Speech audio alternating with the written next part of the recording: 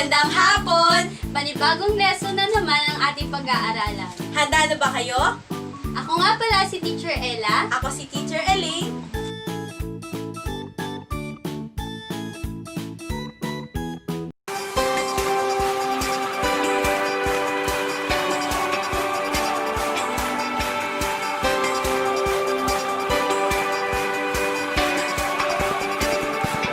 These are the days when we can see miracles, your wonders everywhere. Here is my life, Lord, you can use me to show the world you care.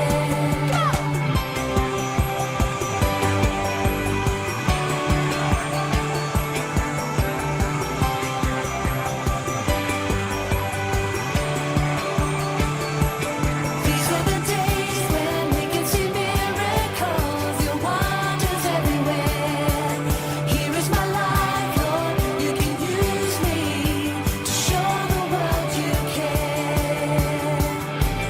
You made me, you saved me, Lord, you called me, you gave me Jesus, supernatural, supernatural God, and all things are possible, supernatural, supernatural God. I'm gonna praise you.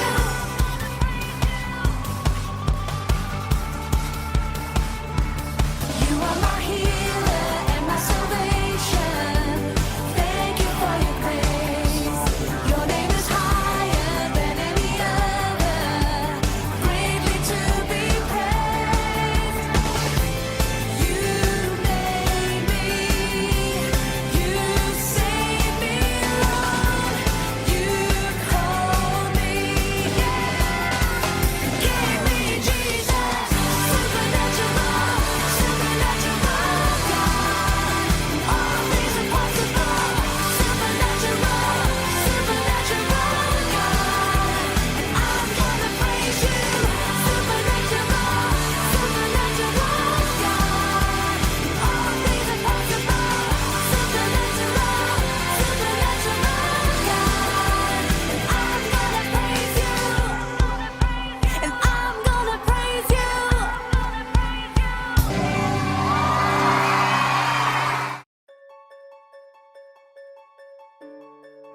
Magandang hapon mga bata! Ngayon, panibagong istorya at paglalakbay na naman ng ating pagsasamahan. Ang istorya ni David at ni Goliath. Kaya, habang nasa mga tahanan, ihanda ang sarili sa pagpalakpak para sa ating panibagong paglalakbay. Pero bago yan, tayo muna ay mananalangin, pagdaupin ang mata, pagdaupin ang kamay at ipikit ang ating mga mata. Lord, salamat po sa oras na to. Gabayan mo ang bawat isa na makikinig. Naway ang kanilang tenga ay iyong pag-ingatan. Maging ang kanilang makikita at gagawin, ikaw po ang manguna. Salamat po. In Jesus' name, Amen. Yan. Ngayon, sa isang bayan sa Bethlehem ay may isang hari. At siya ay si Haring Saul. At dahil sa patuloy na pagsuway ni Haring Saul, ang Diyos ay nagdesisyong pumili ng bagong hari. Kaya tinawag niya si Samuel. Sabi ng Diyos, Samuel, nais kong pumunta ka sa Bethlehem. May isang lalaki doong nagngangalang Jesse at may 8 siyang anak. Isa sa 8 iyon ang magiging hari. At dito nag-uumpisa ang ating kwento at paglalakbay. Pagdating ni Samuel, akala niya si Eliab na ang susunod na magiging hari. Ngunit agad siyang sinabihan ng Panginoon. Sabi niya, Samuel, huwag kang tumingin sa panlabas na anyo at laki ng isang tao. Hindi si Eliab ang napili ko.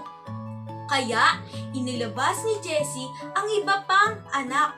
Ngunit wala pa rin doon ang napili ng Panginoon. Kaya nagtanong si Samuel, ito na ba ang lahat ng iyong mga anak? Ngunit sumagot si Jessie. Sabi ni Jessie, may isa pa akong anak. Siya ay si David. Siyang pinakabunso at tagapag-alaga ng mga tupa. Ngayon din ay dadalhin ko siya upang iyong makita. Pagkatapos nito'y nakita ni Samuel si David. At sinabi ng Panginoon, siya na ang napili ko. Kaya binasbasan ni Samuel si David. At simula noon, ang kapangyarihan ng Panginoon ay kasama na ni David. Pagkatapos nito, ay patuloy na inalagaan ni David ang tupa ng kanyang mga ama. Wala siyang ginawa, kundi mag-alaga neto. Ngunit alam niyo ba mga bata, pag wala siyang ginagawa at kasama niya mga tupa, tumutugtog siya ng mga instrumento. Kung minsan ay nagsusulat siya ng mga tula at kanta. Samantalang, si Haring Saul pa rin ang hari ng mga Israelita. At may isa silang problema. Ito ay ang mga Pilisteo. Dahil ang mga Pilisteo ay hindi lang normal na tao ang kasama, kundi meron ding tinatawag nating mga higante o giants. Isa sa mga higanteng iyon ay ang pinakamalakas at malaking higante. Puno siya ng proteksyon sa kanyang katawan simula ulo hanggang paa. Sa loob ng 40 araw, siya ay patuloy na sumisigaw sa mga Israelita. Ang sabi niya, kayong mga Israelita, hinahamon ko kayo sa isang duelo. Humanap kayo ng isang tao handang lumaban sa akin. Pag natalo niyo ko, magiging alipin niyo kami. Ngunit pag nanalo ko, kayo naman na magiging alipin namin. Pagkarinig ni Haring Saul at ng mga Israelita ang sinabi ni Goliath, sila ay natakot. At 3 sa mga yon ang kapatid ni David. Sila lang ang pwede doon sa digmaan dahil nasa 8 gulang na sila. Samantala, nabalitaan ni Jessie ang tungkol kay Goliath, kaya nag-alala siya sa mga anak niya. At pinapunta niya si David doon upang siya ay maghanap ng balita. Kaya siya ay agad na pumunta doon para makita ang kanyang mga kapatid. Pagdating doon, narinig niya ang hamon ni Goliath sa mga Israelita at sinabi ni David, wala ba sa inyo ang gustong lumaban? Kung ganon, ako ang lalaban. Isa sa mga kawal ang nakarinig sa sinabi ni David at agad na pumunta kay Haring Saul. Sinabi niya ang lahat ng sinabi ni David. Tinawag siya ni Haring Saul at sinabi, hindi mo kayang labanan si Goliath. Bata ka lang. At siya ay lumalaban sa loob ng maraming taon. Ngunit sinabi na David, alam niyo ba mga bata? Nilabanan ko ang mga leyon at ang mga oso para protektahan ang tupa ng aking ama. Tinulungan ako ng Panginoon at tutulungan din akong labanan si Goliath. Hindi ako mapapahamak dahil kasama ko ang Diyos. Ngunit, si Haring Saul ay hindi nagtitiwala sa Panginoon. Natutulungan siya nito. Hindi rin niya alam kung ano ang gagawin niya para talunin si Goliath. Kaya hinayaan niya si David na lumaban sa sinasabi nitong si Goliath. Sabi niya, naway samahan ka ng Panginoon at tulungan ka. Alam niyo ba mga bata, agad na binihisan si David ni Haring Saul ng mabibigat na kalasag para proteksyonan siya. Ngunit agad din tong tinanggal ni dahil ito ay mabigat. Imbis si David ay kumuha ng 5 makikinis na bato at nilagay sa isang maliit na lalagyan at nilagay sa kanyang bewang kasama ang kanyang tirador at pumunta kay Goliath. Mga bata, alam niyo ba? Tinawag ni David si Goliath. Sabi niya, Goliath! Pagtingin ni Goliath sa kanya, agad itong tumawa. Sabi niya, niloloko niyo ba ako? Ito ba talaga ang ihaharap niyo sa akin? Sa isip ni Goliath ay niloloko siya ng mga Israelita, kaya tumawag siya ng maliit na lalaki para lumaban kay David. Ngunit, sabi ni David, labanan mo ko ng isang espada at ako ay pumunta kasama ang Panginoon at ipapakita ko sa lahat at malalaman ninyo na ang totoong Diyos ay buhay. Sabi niya, ang Diyos ko ay lalaban sa iyo. Kasama ko siya. Tutulungan niya ako sa lahat na gagawin ko. Alam niyo ba mga bata? Nagalit si Goliath. Agad siyang sumugod kay David. At hindi natakot si David. Alam niyo ba mga bata? Siya rin ay tumakbo ng mabilis at agad na tumakbo kay Goliath. Ngunit alam niyo ba mga bata? Habang natakbo si David, inikot niya ang kanyang tirador habang nilalagay ang bato.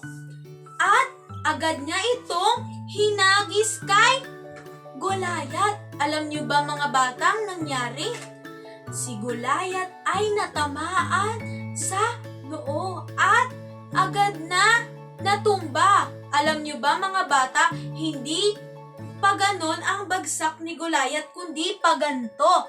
At nang makita iyon ng mga Pilisteo, sinabi nila, natalo si Goliath. Kaya takot na takot ang mga Pilisteyong tumakbo at umalis sa lugar ng mga Israelita.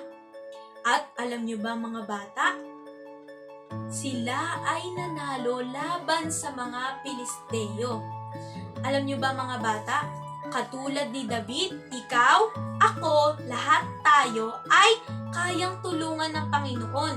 Hindi lang dahil anak kanya, kundi dahil mahal niya tayo. Lahat ng kailangan natin, kayang ibigay ng Panginoon, maging ang tulong na kailangan natin.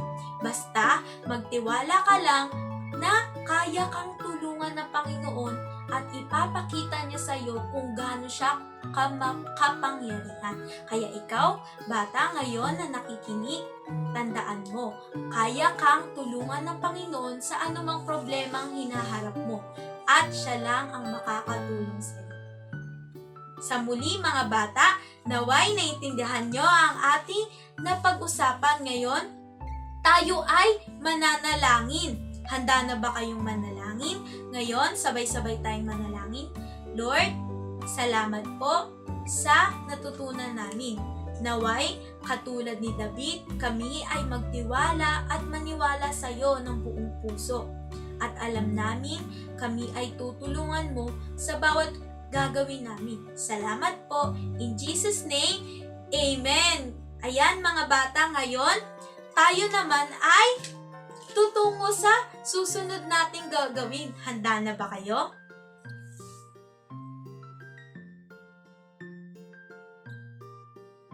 Hello mga bata! Ngayon naman dadako tayo sa ating memory verse. Pero bago yon, babasahin ko muna. Ang ating memory verse ay makikita sa 1 Samuel 17 verse 47b. Kay Yahweh, ang laban na ito, ibinigay niya na kayo sa aming mga kamay. Mga bata, alam niyo ba, katulad ng mga Israelita, may mga bagay na kinakatakutan tayo. Alam niyo, pag nanood kayo ng balita, katulad ko, makakaramdam talaga kayo ng sobrang takot. Pero, katulad nga ng sinabi kanina ni Teacher Elaine, di ba, sa kanyang Bible verse, Kung paano tinulungan ng Diyos si David, kaya ka rin niyang tulungan. Naniniwala ka ba? Ang kailangan mo lang gawin, magtiwala ng buong puso at manalangin. Ngayon naman mga bata, babasahin ulit natin yung memory verse. Pero hindi lang yon, lalagyan natin siya ng action. Sabi mo sa katabi mo, humanda ka na para kang lalaban. Okay? So ayan, basahin ulit natin. Pero ituturo ko sa inyo kung paano natin siya gagawin. Okay? Umpisahan natin. 1 Samuel verse 47b. Ganito ang gagawin yung mga bata. Ituturo niyo yung kamay niya sa taas. 1 Samuel, di ba? First, una. 1 Samuel 17 verse 47b. Para kang nagbubukas ng libro. Ayan. 1 Samuel chapter 17 verse 47b. Ganyan. Tama yung ginagawa mo. Ngayon, dadako na tayo sa laman. Kay Yahweh, ituturo mo naman ng dalawang kamay sa taas. Tinuturo mo si God. Kay Yahweh, ang laban. Para kang nakikipagsuntukan, di ba? Alam mo yon? Okay, ulitin natin. 1 Samuel chapter 17 verse 47b. Kay Yahweh, ang laban na ito, ibinigay niya kayo, ituro mo. Kung sino gusto mo ituro, hindi. Turo mo sa harapan mo, kay Yahweh, ay ibinigay niya na kayo sa aming mga kamay. Yan. Igaganto mo lang yung kamay mo. Ulitin natin mga bata, pero ngayon dapat wala nang mali. Okay? Yan. 1 Samuel chapter 17 verse 47b. Kay Yahweh, ang laban na to, ibinigay niya na kayo sa aking mga kamay. Okay, mga bata, katulad nga ng sinabi ko kanina, kahit ano pang kinakatakutan mo, basta kasama mo ang Diyos, walang imposible, hindi ka niya iiwanan. Ay mga bata, ngayon naman dadako na tayo sa ating craft. So, ang kakailanganin natin ngayon, yan, una, lapis. Sunod, dalawang color ng colored paper. Kailangan din natin ng glue, ng pentel pen, ng cutter o di kaya gunting. At saka, last, yung yarn. Ngayon, umpisahan natin. Piliin natin yung light color para sa ibabaw. Ngayon, sa light color na colored paper, magdo-drawing tayo.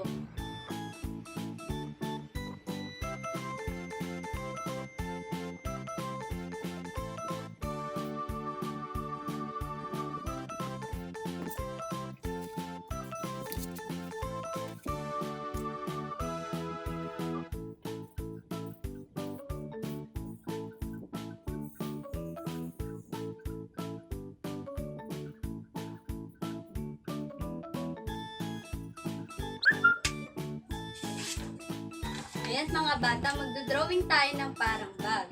Sunod, gugupitin natin siya.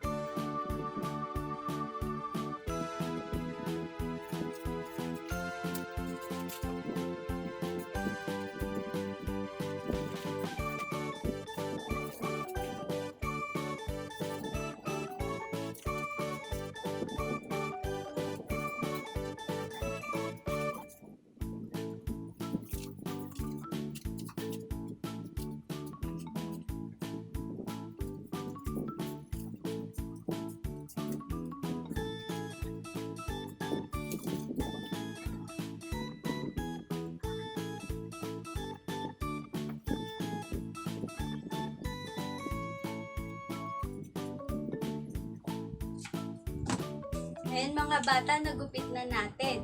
So ngayon naman, ang gagawin natin, gagawa naman tayo ng bilog. Bilog na maliliit.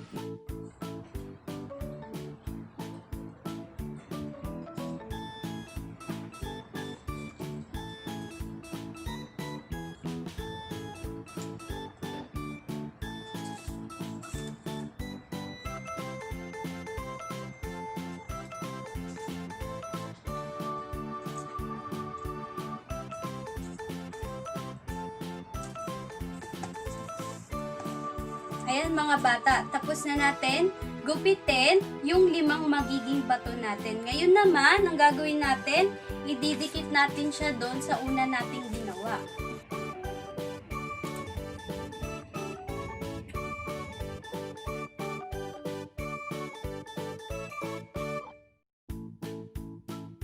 Magiging ganito yung itsura. Ngayon naman, isusulat natin yung memory verse natin kanina. Natatandaan nyo pa ba? Isusulat natin siya dito sa ibabaw. 17 verse 47 B.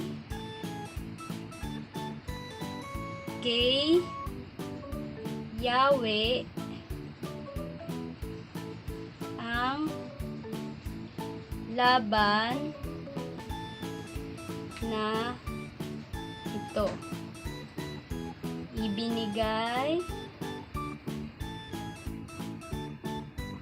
na niya kayo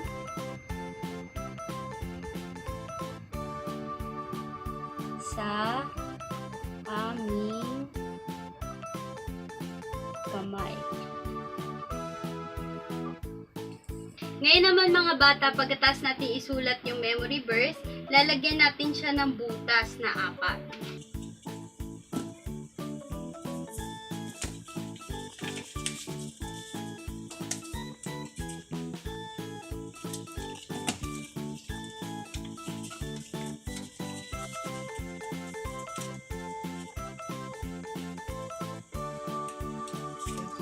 Ngayon naman mga bata, nakita nyo yan.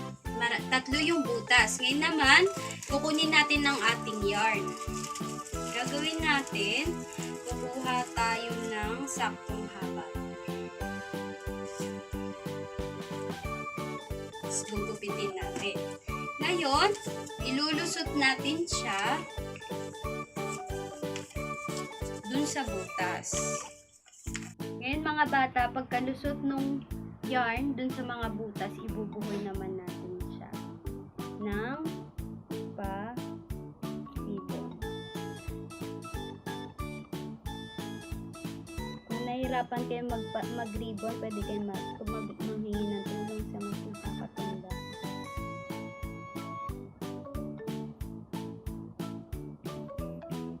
Ayan.